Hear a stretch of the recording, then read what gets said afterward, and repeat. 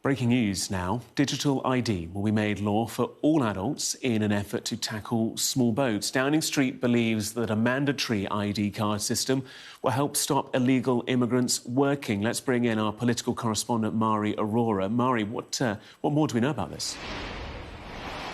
Yeah, well, Gareth, this is interesting because this is something that has been spoken about a lot.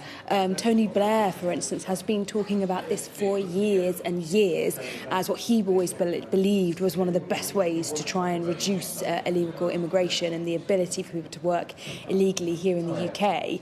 But Sky News understands that we will have an announcement, could be as soon as tomorrow, from the Prime Minister on these mandatory ID cards, an ID card system, the Brit card.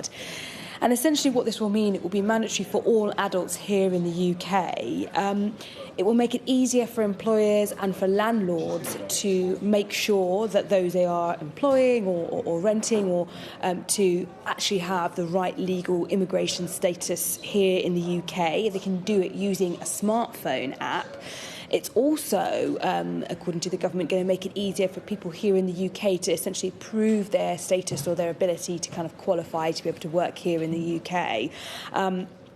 And essentially, this is all about immigration. This is all about trying to tackle small boats crossings. We've had a lot of conversation about small boats and about other European countries, especially the French, who have been concerned with the kind of pull factors here in the UK in terms of being able to work in the black market, being able to work illegally here in the UK. We already know that France has an ID card system. They've had it for many, many years. And it's something that the UK has always resisted, partly because of questions around civil liberties and freedoms, but also because many governments in previous times said they didn't think it was the best approach. Now, clearly, Keir Starmer has been persuaded of the benefits of a digital ID card system and has been persuaded that this might have a significant impact on small boats crossings.